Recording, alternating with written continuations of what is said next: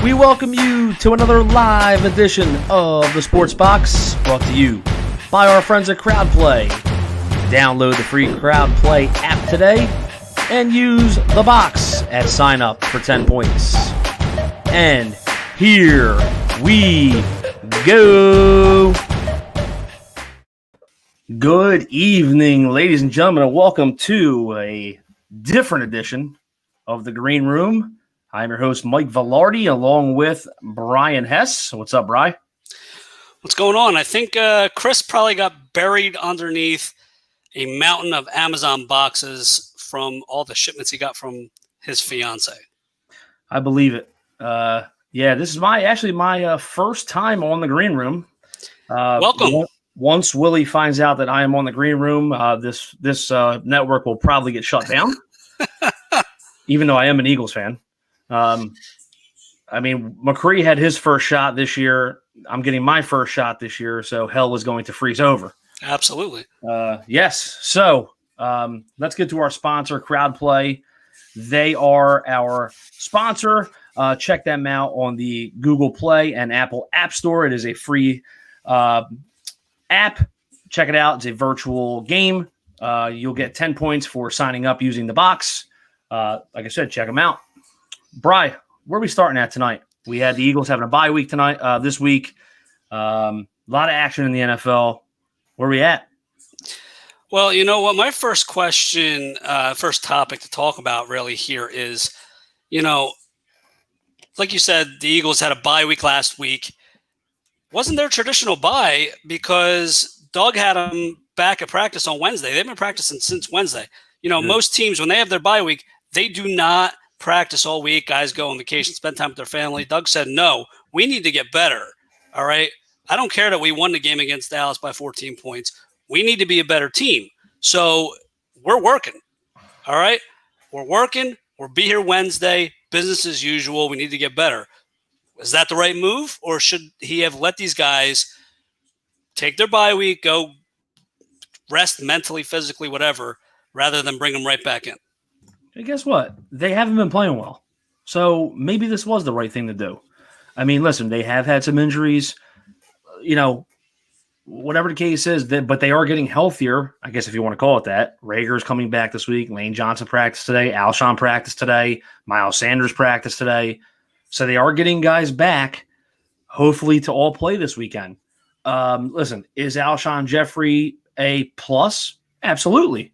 Listen, he's making a ton of money. You want him to play, though. It's not like you don't want him to play, right? I don't want him to play. I'll be honest with you. I don't want him to play because the weapons right now at Carson Wentz's disposal are not the problem. It's Carson Wentz. So he has Travis Fulgham, who's emerged as a go-to guy. Jalen Reagor's back. Greg Ward is a reliable slot guy.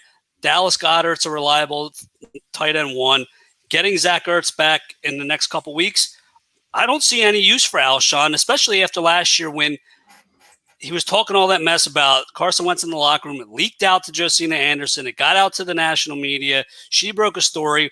We know it was Alshon. Why would you come in and mess like what could be like a good chemistry up right now? This guy doesn't want to be here anymore. Yes, the guy did Win a wonders for us, Super Bowl. Wonders for us, was great for us. But now I don't want him here. I don't want him here. Oh, no, I agree. I agree 100% with you. I agree with you, but I'm saying if he's healthy, he's making a ton of money. Organizationally, they're going to play him. So, I mean, are they going to throw him the ball? Who knows? I mean, they're going to put him out there, though. Listen, you know as well as I do, he's going to be hurt soon again. So, it's going to happen. I mean, they're paying him enough money that you probably have to put him out there, but yeah. I mean, it's crazy. I don't think the weapon, like I said, I don't think the weapons are a problem. I think that Carson Wentz is the main issue here. If you want to point to another area where they could improve, its offensive line. But, you know, Joe Giglio from WIP, who we've had on the show, he's a big Carson Wentz hater. No surprise there. Not a shocker to anybody. But he says, we're competent QB play away from being an actual NFC contender. And look, the defense, for whatever it's worth, I mean, we can rag on Jim Schwartz all day long, but the defense has been pretty decent this year. Okay, the pass rush has been good. Yes, the linebackers are horrible, but they've been playing well for what you have out there with them. Darius Slay has been as advertised. That was a good trade. If Wentz can just be good, we're not asking him to be elite. We're not asking him to be great. Just be good and don't turn the ball over. Not turn the ball what over. Are we looking at? What are we looking at here in the second half of the season? Because their bye is falling right smack dab in the middle of the season. 8 games in, 8 games to go. What's the outlook for Wentz, and what is the outlook for the Eagles moving forward here in the second half of the season? Yeah, because most of the time they have their bye in week 4 or 5, always. And then they have to play 9, 10, 11 games in a row. And it's always a bad time. You're right. But it's almost like, especially us as Eagles fans, it's almost as if they suck the life out of you right at the beginning of right now. And we don't know what to expect from them because they're in a terrible division. They were playing like shit, and we just don't know what to expect from them. And what if they win 4 or 5 in a row right now? Do we think that they're a great team again? And do we expect them to? Oh my God, yeah, they're going to go into the playoffs and do something. What do we expect from them if they go on a little mini winning streak? I mean, you're looking at, yes, they're leading the NFC East, but what kind of prize is that? Right. What kind of prize is that right now? Because they're not a good football team. Honestly, like I said, the other areas of the team outside of Wentz and the offensive line have been good, not great, but good enough that if Wentz can elevate his play, that they can beat some good teams and maybe make some noise in the playoffs. But the fact that we're sitting at 3-4-1 right now, and we haven't seen anything to this point to point to Wentz going to be elevating his play. Yes, he was great the last 4 games of last year, and it got him into the playoffs. And me and you were at that Seattle game, that playoff game, and we were like, finally Wentz is going to be able to play in this playoff game, his first playoff game. And whether or not you think the hit was dirty, it was a questionable hit by Jadeveon Clowney. We didn't get to see Carson Wentz in the playoffs. Basically, he played half a quarter? Yeah. So, I mean, the expectations, where's the bar at? Okay, right now, it's low. Okay, even if they win the division, we don't expect them to do anything in the playoffs. You're just getting Carson Wentz playoff experience. But if they run off some wins here, especially against some good teams after the Giants, because you got Cleveland, New Orleans, Green Bay, Seattle. I mean, you got great quarterbacks, Hall of Fame quarterbacks coming up on this schedule. If you can start beating these teams and proving to us, themselves, the rest of the league, the media, everybody, then yeah, maybe they can be a good team. No, I mean, Absolutely. That's why I brought the point up of you saying, of me saying that, if they go on a little mini run here, what do we expect from them? And I don't really expect much. I mean, if they get into the playoffs, they might face Brady and the Bucks, because they're not going to win that division if they already got swept by the Saints. So if Tampa Bay gets in as a wild card and the Eagles win our division, they might have a home playoff game against the Bucks here. Well, I'm glad you brought that up because, the league actually voted. Yeah. I believe it was yesterday. They voted on this proposal. It might not even be a home playoff game. Correct. So, yeah. If the schedule does not get played in the 17 weeks and there has to be an 18th week, or not all teams play all 16 of their games, the league has put into place this contingency policy where 8 teams get in from each conference, and it's seeded by winning percentage. And it doesn't matter if you won your division or not. It just goes 1 through 8. So the Eagles wouldn't even get a home game if they won their division, if this policy has to go into effect, which sucks. But, now you won your division. You're supposed to be guaranteed a home game. Now you're going on the road somewhere, probably to Green Bay or Seattle, whoever, like 1, 2, 3 seed, whatever. Right. And forget it. I mean, it's just at this point with the way this team is right now, forget it. They got no shot. No shot. No chance. Yeah, no chance. We've had some really good memes up on our sports page. Hopefully we've I know we've gotten some really good shares out of them. So check them out. So one of the topics of the week was Brett Favre. Yes. Now he says here, actually. Yep, go ahead. Okay. He says that he agrees with Mike Ralston here that the Eagles should have kept Nick Foles and got rid of Carson Wentz. Now we have been, especially after the Super Bowl and like the year and a half afterwards, as long as Nick Foles was in Philly, we have had this debate, this discussion drawn out. I mean, probably the most debated topic for a good 2 years, until Foles was not brought back. I mean, where do you stand on that? Are you firmly in the Wentz corner? Did the Eagles make the right decision there, or I mean, especially now seeing the way Wentz is playing? Well, I did hold up a knife at Brian Attard about the whole Foles thing. Oh yeah. I mean, when you look at the whole contract aspect of it, I mean, you could take that stance. You would have saved a lot of money, getting rid of Wentz and keeping Foles. I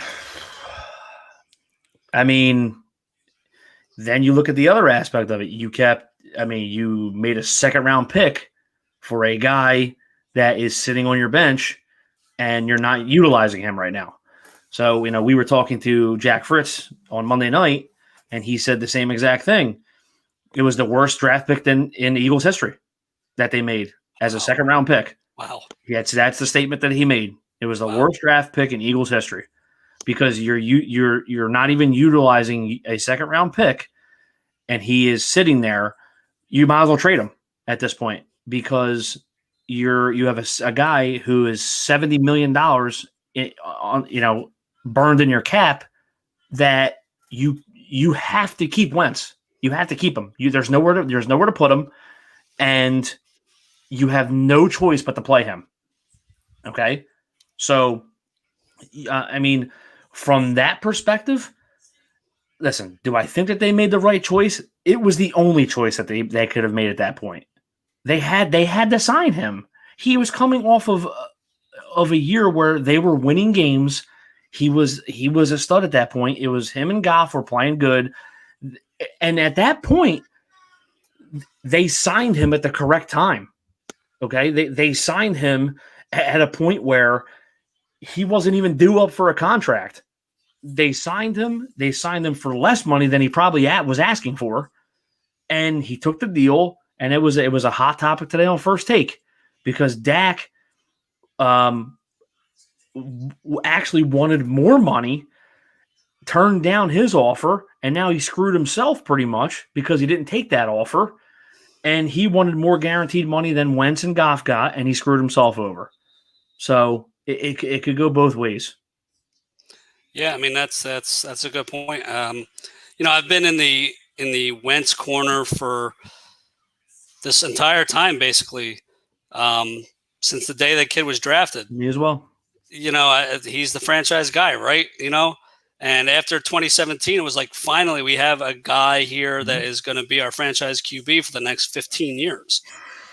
And, after the major injury in 17 and the back injury in 18, and you know what? He didn't play terrible in 18. It wasn't nowhere near 17 standards, but it was like, okay, that potential is there. And so the Eagles, yes, they had to sign him to that contract extension. And listen, you look around the league at the money that is being made by quarterbacks now, that is a steal. It didn't look like it at the time, but that is a steal. Oh, yeah. That is a team-friendly deal. Yeah. It's a lot of guaranteed money, which right now, like with the way he's playing, and that's where you run into the problem, is with this guaranteed money, now you're into the first year of the extension. So you're looking toward, you can't get out of that contract for another 2 years. I was just going to ask you. I know that there's an out after 2 years, is it? Yeah, 2022. Stupid question. I'm going to ask it anyway, though. Is there a possibility, because I know how he could do this, is there a possibility that Wentz would restructure that? I mean, you know how they front load and back load, and as far as a restructure, not that he would take less money, but they would do it in a way where they would say, "Here, take this now," and you know what I mean. Well, I mean, they already front loaded a lot of it by giving him the guaranteed money. It's just the way the cap structure set up, and his cap number for the next 2 years is ridiculous. To the fact that you cannot even trade him. If you trade him, the cap penalty is astronomical. I mean, it's tough. It would be very tough to trade him. I know a lot of people are saying, well, trade him now. You can't. You can't trade him because then you're getting killed in the cap. Yeah. And so you're basically wasting the discount that you get for Jalen Hurts. Right. Okay. The discount that his contract is, you're basically paying Jalen Hurts $40 million or whatever the hell it is because Carson Wentz. This is exactly what I mean right here. It's exactly what I mean right there. But that's the thing too. Listen, Carson Wentz has played god awful in some of these games, and he has stayed in. So what does that tell you? Jalen Hurts is not ready. I don't know about that. I don't know about that. He's not ready. He's not ready. Doug would have put him in already. I think Doug is afraid that he's going to say, I made a mistake. I think it's going to be on Doug. Yeah, but if he just leaves Wentz out there and Wentz is playing terrible, it's going to cost Doug his job. I mean, he's got to pull the trigger eventually, unless he knows that Jalen Hurts is just not ready to be the starting quarterback. Listen, they're still, regardless of how bad their record is, they're still in first place. They're still in first place. That's how bad the division is. And he knows that they are the best team in the division regardless. Okay? So he does have a little bit of wiggle room. Okay? I mean, listen, if the Eagles win this division at like 6-9-1, all right, and then get blown out in the playoffs, and then if Howie Roseman or Jeff Lurie come out and say, "Well, we won the division, it's a successful year," get the hell out. They're not going to say it's a successful year. That's awful. They're not going to say it's a successful year. But I don't think that they're going to say, "Oh, Wentz is not the answer." Blah blah blah. Listen, they're invested in this guy. They're absolutely invested in this guy. They have to be. I can't see them giving up on him after this is his 5th year. But I just can't see them giving up on him that easy. I can't. Because what is this, his 2nd full year, technically, if he makes it through this year? Well, I mean, last year he played all 16 regular season games. Yeah, this would be his 2nd and full his rookie year. He did. If he 3rd, technically. I don't know. I just don't see it. I think if he, I don't know. I just don't see how you draft that guy in the 2nd round this year, and he's a gadget guy for 5 plays a game. I don't see it. and Ant's been changing my perspective on this year. That there has to be some plan for this guy. I don't know. I don't see it. I don't see why they would draft this guy if they didn't have a plan for him. I mean, yeah, I mean, unless they saw the regression coming in Carson Wentz, maybe they saw, last year after they gave him the contract, they see the regression of Wentz's play. It's like, all right, well, maybe we'll get Jalen Hurts in here, a backup quarterback. He can sit for 2, maybe even 3 years. All right. Yeah, but here's the thing, Hess. Here's the thing. Nate Sudfeld was the backup quarterback the first game. Okay, he was the second string quarterback the first game, and then that was it. Nate Sudfeld's making a pretty penny with street clothes on every game. Okay, So that changed very quickly, especially when you draft a guy with the 53rd pick or whatever he was, 53rd, and he's not dressing the first game. Okay, so right there, that told them, oh shit, we better dress him. So then he becomes the second quarterback every game. Okay. So that was your first, kind of green light that we need to dress this guy every game. Now he's your number 2 quarterback. So I think right then and there, that was we drafted this guy in the second round. He needs to be dressing every game. That was the first thing. So he is your backup quarterback. So they drafted him with the mindset of, I think, Wentz is going to get hurt this year. This guy is going to be our quarterback. That's what I really think that they thought. I mean, how do you not draft a kid in the second round thinking he's not going to play this year? That's a second round pick in the NFL draft. That doesn't make any sense to me. I mean, you had Green Bay do the same thing with Jordan Love. Excuse me, with the 26th pick in the draft. Aaron Rodgers. That's a first-round pick, and they do not think he – I understand that, but they don't expect him to play for 2 years. All right, they expect him to sit behind Aaron Rodgers for 2 years. Aaron Rodgers sat behind Brett Favre for 4 years. Yeah. I mean, that's the way they seem to be doing things up there. So, I mean, they wasted – I don't want to say wasted, but they used a first-round pick on a player – that they do not expect to see the field unless Aaron gets hurt for 2 years, at least. So are the Eagles doing the same thing here with the 53rd pick in the draft, a second-round pick? It wouldn't surprise me. Teams are doing it. Teams are doing it all over the place. And I understand, we all wanted the Eagles to draft somebody that was going to help for this year, but listen, there's guys there. If that's the case, if the Eagles came out and told me Jalen Hurts is going to be the quarterback next year or in 2 years, I'm cool with that. That's fine. No, that's no problem. But then that's a good pick then. If you're going to tell me that, then that's a good pick then. But is that their rationale then? I don't know. But this kid, and Jack Fritz said the same thing on Monday. This kid came off of one of his better second halves of the year last year. He brought this team back. They made the playoffs. He gets speared in a playoff game. And then you're drafting a quarterback with a second-round pick.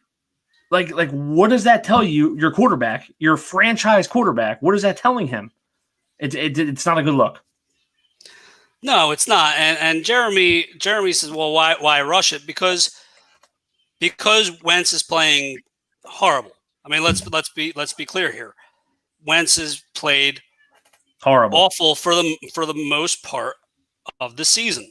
And he keeps saying, outside of some flashes, he leads the league in turnovers. Like, it's no good. So of course, and of course we're in Philly. So of course the backup quarterback's the most popular guy in town for the past 60 years. All right. So, of course, people are going to be clamoring for Jalen Hurts, even though the guy's clearly not ready. All right. Like you said, he sees the field for 5 plays a game. But how do we know they're he's getting not stale, ready? By the way, those guys. How do we know he's not ready, though? How do we know? Joe Burrow's playing. Listen, Jalen Hurts has played at Alabama. He's played at Oklahoma. Kyler Murray stepped right in. Joe Burrow stepped right in. Tua stepped right in. These guys are playing right now.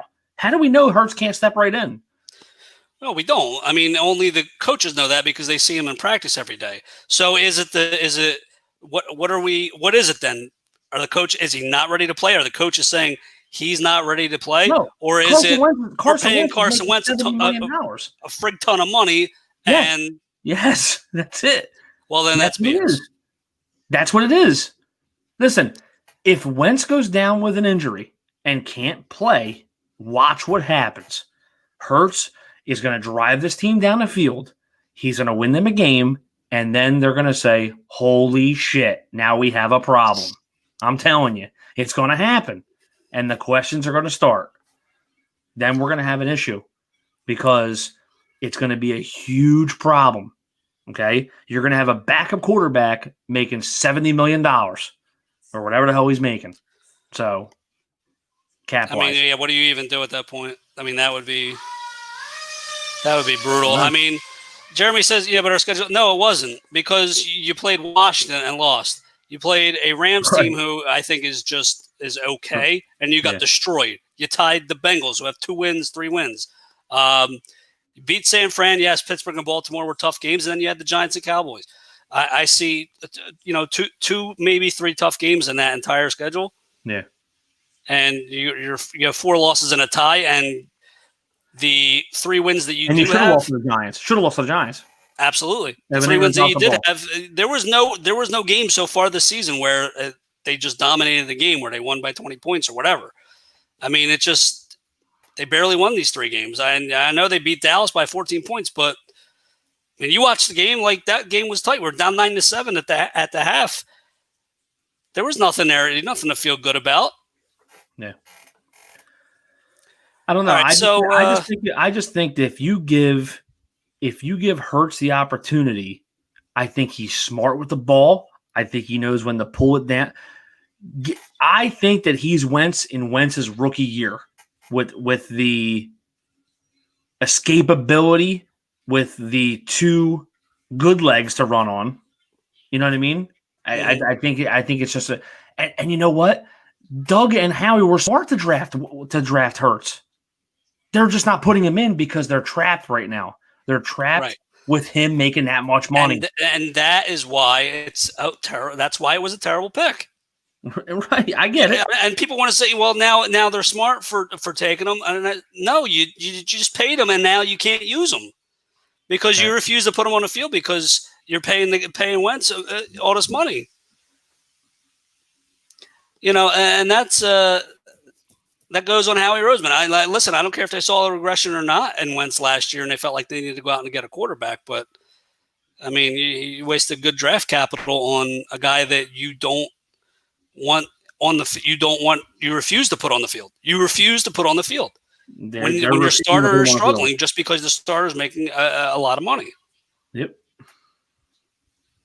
Absolutely. Oh, man. All right. So upcoming this week, you get the Giants up in North Jersey. 1:00. I should be there. Yeah. It's my game every year to go with Luke. Oh, yeah. Unbelievable. Yep. Friggin' COVID. Yep. So what do we think here, Mike? Now, this was a 1-point game 3 weeks ago. I mean, coming off a bye, they easily could have lost. I mean, Wentz had to drive him down the field twice. Listen, coming off a bye, under Andy Reid, they've been very good coming off byes. The Eagles coming off byes have always been very good. Daniel Jones is awful, but the Giants have been playing very well as of late. They're staying in games. This could be a trap for the Eagles. And I'm really hoping they come out and play hard and aggressive and start to show that I never want to say that they're the cream of the NFC East because nobody is. But start taking a step forward. I mean, our athletes right now are so much better than the Giants. Barkley's out. They got a lot of guys who are out right now. The Eagles have better athletes. I mean, Fulgham is a nice addition to this offense. If Sanders, Lane Johnson, these guys come back that are supposed to come back, it is going to help the Eagles. What is the line on this game? 4, I believe. The Eagles by 4. I mean, which that's still bad. I mean, listen, Vegas has been, giving the Eagles benefit of the doubt for years now. So yeah, they're always a little higher on the line than they should be. Yeah, more heavily favored. But I think it's a field goal game. Yeah, I really do. The game was tight the first time. I think the Giants, like you said, are getting better. They're staying in games. They beat Washington twice now, which is their only 2 wins of the year, coincidentally. Should have beat the Eagles. Should have beat the Eagles. Look, their offense coming into the season was centered around Saquon Barkley. He gets hurt, second game of the year. Yeah. Whole offense has to be redesigned. That takes time. It really takes time. And you're starting to see the Giants offense play a lot better in the past month or so.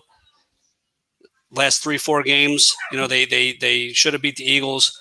They stayed in it with Tampa, and they beat Washington. So, they got their receivers are healthy now. Sterling Shepard's back. Evan Engram's a big part of the offense. Darius Slayton's a nice receiver. The offensive line is playing better. They're still not running the ball great, but Wayne Gallman and Devontae Freeman's hurt, but and their defense is starting, which was god awful at the beginning of the year. The defense is starting to play better for them. So this isn't going to be an easy game by any means. No, by any means at all. I mean, I'm looking at a very similar game to the first game, 27-24, 24-21, something in that range. The first game was 22-21 Eagles, but I believe I saw rain in the forecast for Sunday. Okay. Mike Ralston says, my prediction is that Wentz will stink it up in the first half and Hurts will get his shot sometime in the second half. Mike, I disagree with you. I would love to see it. I disagree with you, though. I just don't think Doug has the balls to do it. Exactly. I just don't think he's going to take him out. How much worse can he be than the first half of the Dallas game? Yeah, that's what I'm saying. He literally, I literally think that he needs to get hurt to come out. He needs to get hurt. Yep. Sad but true. Yes, you're absolutely right. He looked so bad during the Dallas game that you're right, Hess. He can't look any worse and not get pulled. So why do you think? Now, listen, we've seen Wentz's regression and stuff like that over the past couple of years. Fumbles have always been a problem, but interceptions were never a problem. The most he had was 7 in the last 3 years. The last 3 years was 7 interceptions each season. Yeah. Now all of a sudden it's 12 through halfway through the season. What is going on? It looks like he's just trying to fit balls in when he shouldn't. He's misreading guys.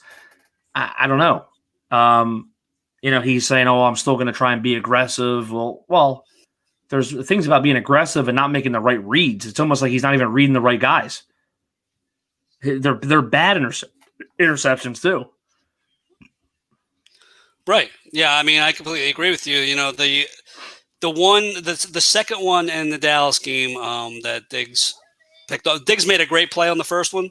Yeah. The second one, it looked like, he just chucked it up there, and hoping that his rookie receiver would be able to run under it, and the defensive back tracked the ball better than the receiver did. Yeah, he tried to get it to Hightower, and Diggs knew where it was going better than Hightower did. Right. So, I don't get it. He's turned into like this gunslinger now, and people want to compare him to Brett Favre. Listen, you're gonna have to have a lot more good moments to get to Brett Favre's category. I know Brett Favre had a lot of bad moments. We benefited from it in a playoff game once. So, he's going to throw his interceptions, but he's going to have a lot of good moments too, where he's going to drive you down the field. I don't see enough of the good moments to even put him even in that category. Right. So you want to say, this gunslinger now, he wants to be aggressive. Well, dude, there's got to be a good side to the aggressiveness, and it's not there. There's little flashes, but outside of that, there's nothing good coming from this aggressiveness at all. No, I agree with that 100%. Yeah, it's just it's. You can't blame it on. I don't have the weapons. I don't have. He has weapons now. He does. I mean, he's got enough. He's got enough to throw to. Believe me, Joe Burrow doesn't have any weapons either, and he's throwing the ball for 300 yards a game. Well, I mean, he has no offensive line, Burrow. Well, I mean, he's got Tyler Boyd, he's got Joe Mixon, he's got Bernard, he's got guys to throw to too. Yeah, he's got T. Higgins. Started slow, but he looks good too. Burrow's going to be a nice quarterback if they ever get a defensive and offensive line to protect them. But is that? But the offensive line here, okay, they've had their struggles. We know. Okay, Jason Peters is back in at left tackle. For tonight. Who the hell knows who's playing left guard every week? Yeah. Hopefully Sam Allen comes back in the next 3 weeks. They opened his 21-day window to come back. Kelsey's been the only constant at center. Right guard's been a rotating door. And Lane Johnson can't stay on the field. So is it like he doesn't trust his own line? He feels like he's got to get the ball out quicker? And that's why he's like forcing the ball? Listen, I mean, I do understand the one fourth down play when he got blitzed and he got blitzed and he got smoked on the one where he held it really long and he fumbled. I get it. He was trying to make a play and he held onto the ball too long. I guess he figured, well, I'm either going to get sacked and fumble or throw the ball away anyway, so I might as well get, whatever. But I don't know. Maybe it's an issue where he's had more time in the past and he held onto the ball longer and we just didn't realize it. Maybe that clock in his head, it expires a little bit faster in the moment. I mean, listen, we've never been in that moment before, as an NFL quarterback. So, who knows? Who knows what he's thinking? But, there has to be some type of, extra motivation in his mind to get rid of the ball.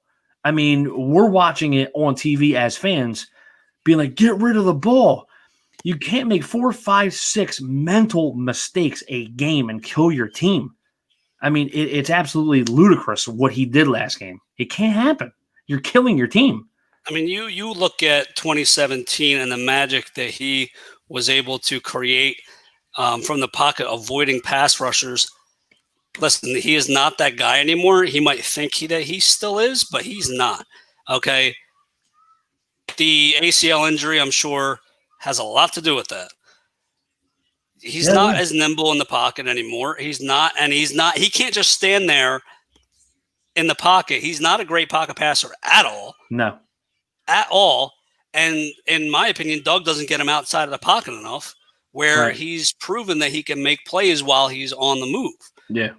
All right. Now, defenses are going to start to have already started keying in on that and trying to keep him in the pocket where he's just making mistake after mistake after mistake, bad read after bad read. So I'm waiting for Doug because Doug's not off the hook here. We haven't talked about him, but Doug's not off the hook here. He's got to put Carson Wentz in a better position to be successful. Absolutely. And in my opinion, he hasn't done that. What's your thoughts on Doug so far this year, and what do you expect from him rest of the season? I just think his play calling has been everywhere this year. It's been very 50-50 to me. Some games it's okay. Some games it's very gadgety. When does he put Hurts in? When does he, I don't know. And I keep hearing the comparison of Taysom Hill to Jalen Hurts. First of all, I watched the game the other night. Taysom Hill is nothing like Jalen Hurts, okay? Taysom Hill's like a bulldozer, okay? He was running people over the other night.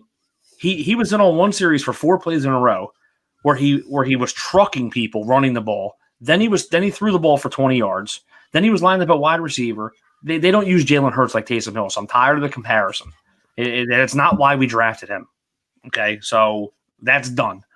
I think Doug has regressed as a play caller. He doesn't take the chances that he used to take, and I'm tired of saying, oh, well, we don't have the playmakers that we used to have. We don't have – listen, the Deshaun Jackson signing was a disgrace. It was terrible. It was an awful signing. He's not the player he used to be. It was a waste of money, okay? It was terrible. Go get somebody younger and go find me Travis Fulgham off the practice squad. That's all you needed to do. He's the same person. Okay, that was a terrible signing. How many games has he played in 3 years? 5? Yeah, I can count on one hand. 5 sounds about right. It's ridiculous. Okay, and when he comes back, you get all excited, and he gets hurt again. It's just, I think Doug has regressed. I mean, and the window of the Philly parade is coming to a close fast. So, I think he's got one more year after this. It's going down very slowly. So, like I said, if they win the division this year, and it's not going to be because they have a great record either. If they lose in the first round and they don't make it back up to where they need to be, I think people are going to be calling for his head next year. Yeah, I mean, listen, the guy won a Super Bowl here. And we'll always love him for that. It's only going to get you so far, though.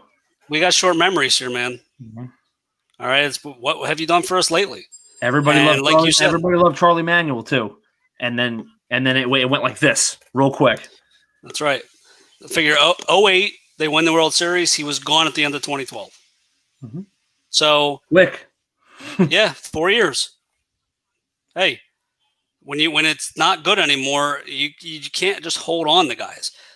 I mean, like you just brought up the Phillies. We tried to we held on to Charlie Manuel. We tried to patch it together. We made trades.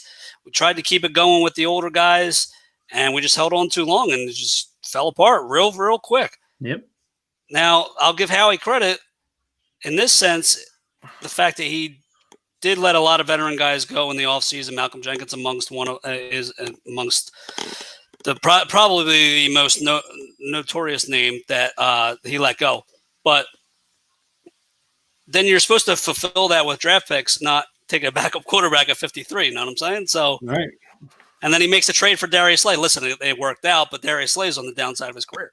Mm-hmm. He's still a good corner, a great corner, but he's on the downside of his career. So you got to make a decision here. What are we doing? Are we rebuilding or trying to retool and rebuild at the same time? But that was a third-round pick, right? That was a third-round pick? Who? Darius Slay. Yes, we traded a third for Darius Slay. But I'll take that, okay? That's a starting cornerback. You're not paying him Nnamdi Asomugha money. You're not trading a third-round pick for Golden Tate and not playing him. You know what I mean? So that is something where I'll take a stud top 10 corner in the league and play him. He's not going to get hurt like Deshaun and not play. He's not. How old is Darius Slay? 27, 28? I think he's 29. Okay. Well, but it's not like he's 35, 34 years old. Not going to. True. But you're not paying him $15 million a year. Okay. He's somebody who it's a decent amount of money, whatever the case is. But like, come on. I mean, Golden Tate would have been not because he's a Notre Dame guy. He would have been serviceable if they could have threw him the goddamn ball. That's a look what he's doing with the Giants. Well, what he was doing with the Giants. He's not even playing this week because he wanted to be traded or whatever the case is. But shocker, you traded a third-round pick for him. You didn't even use him, and then he caught the touchdown in the Bears game, and they finally threw him the ball. Like what are they doing? Like that's the stuff I'm talking about. You trade a third-round pick for the guy, and you don't even use him that year. Yeah, I mean, I'm happy that Howie wasn't short-sighted and made like a similar type of deal this year. And with the COVID, it probably helped because he wouldn't have been able to play for 2 weeks, whoever they traded for. But I think the writing is on the wall, and I think I hope that they know it.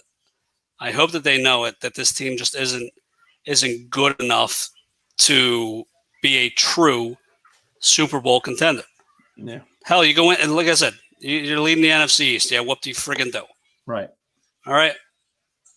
I mean, I thought people were happy about it. People were like, "Oh, the Cowboys lost on Sunday. Oh, Giants beat Washington, and then the other three teams have 2 wins. Who cares?" I thought the Super Bowl would change people's expectations around here. We win the division. So friggin' what? Win another Super Bowl. Right. Drives me crazy. And I listen to sports radio and this Philly sports radio quite a lot, and of course the Eagles are the main topic. But I'm like, people are happy that we're winning the division. Who cares? Who Listen, cares? Unless they winning- start playing a lot better and they need to go on a run. And I think they do in the division at something like 8-7-1, 7-8-1. But unless they look a hell of a lot better playing, especially against these good teams. So what? We win the division. I don't care. Winning the Super Bowl and the World Series, obviously the World Series first, definitely changed my perspective on just Philly sports in general, but I could care less if they win a division. I want them to win a Super Bowl now. Winning a division doesn't mean anything to me now. I want the big prize. Right. That's how it should be. Well, who cares anymore about winning a division? I don't care if they're 13-3. Who cares at that point? I want to win a Super Bowl. Yeah. I don't care if they win 10 straight divisions. If you don't win a Super Bowl, it's an unsuccessful season. That's right. So, I mean, you got to be a true. You have to be in the discussion for to be a true contender. All right, you have to be in the discussion to say that your team is in contention for the Super Bowl. unlike and that, the Eagles are not. There's maybe 7 or 8 teams that are in that discussion this year, and I don't care how many teams make the playoffs. There's only those 7 or 8 teams that have an actual shot of friggin' winning the damn thing. Yep. All right, so if you're not in that discussion, it's a disgrace. Yep. It's an unsuccessful season. Now listen, if you're 13-3 and you're a contender, then let's go. Let's make moves. Let's win these games. And if you happen to play a bad game along the way, then so what? Yeah, you were a true contender. You went for it. That's fine. I got you. I hear you. Yeah. So, Really? I mean, what do you think they finish at? What do you think their outlook is? I kind of agree with you. I mean, I'm not looking at the schedule right now, but 8-7-1, 7-8-1 looks, in that range. I think they can get to that point. I can't see why. I wouldn't shoot any higher than that. Give or take. So I'll go 8-7-1. I mean, that sounds about right. About right. I think they could win 5 more games. I think they squeak these division games out, and they beat 1 or 2 of that 5-game stretch. That's pretty brutal. Yeah. Maybe they beat Cleveland. Yeah. Maybe they upset maybe one of these other teams, but yeah, sounds good. Arizona in there too. They're playing better, but then they lose games like they lost at home to Miami. So right, 2 a time. Yeah, Mickey Carr says take the over. As Paul always says, fade and take the opposite. Yeah, I kind of retiring from betting, following your lead. Yeah, I actually taken a nice 2-month hiatus as of almost. So it's been going well. I've been getting crushed, absolutely crushed. Nice. I'm done. That'll put you in retirement. That money that I won from the Quentin Byfield bet is long gone. Gone. There you go. Absolutely gone. Nice. That's what. All right, you want to wrap us up? Yeah. We're going to give a shout out to our sponsors over at Crowd Play with this little commercial they got. Check it out.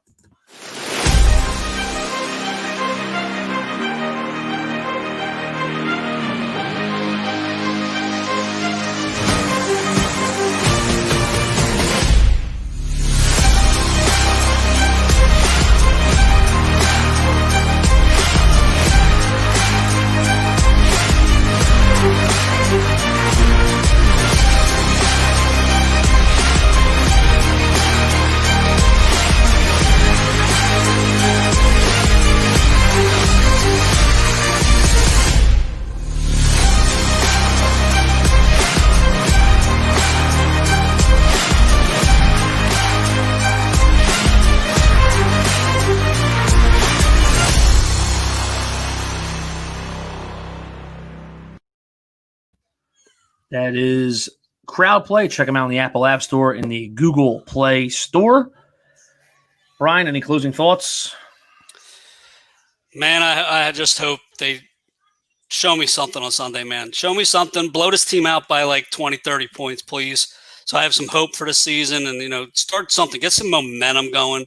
All right. I want to see Carson Wentz having 0 turnovers. I want to see this defense just absolutely destroy the Giants. Something so this season it just isn't a lost cause, please. It'd be nice let me tell you something. I was impressed with the Saints on Monday night. It would be nice for them to come out, blow the doors off the Giants, have no questions. Obviously we'll hear, well, the Giants stink, blah, blah, blah. Hey, listen, the Eagles stink too. So if the Eagles come out and put a nice effort together, it'll make me feel a little happier. So we'll see. We'll see what happens. Yep. Put it together week by week and see what happens. That's it. That's all you can do at this point. That's all you can do at this point, week by week, man. That's it. All right, man. For Brian Hess and myself filling in for our regular hosts on the Green Room, we will see you, or our regular hosts will see you next Wednesday night at 9 p.m. or, as they usually do, whenever they want to have their show. It might be 5 weeks from Very now. true. Might be 3 years from now. Who knows? All right. For the Green Room, Brian Hess and myself, see you guys later.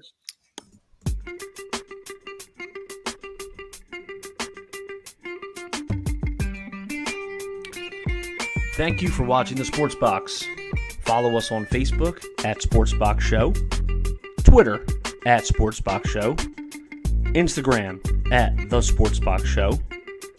Find us on YouTube and join Outside the Box, our Facebook sports discussion group.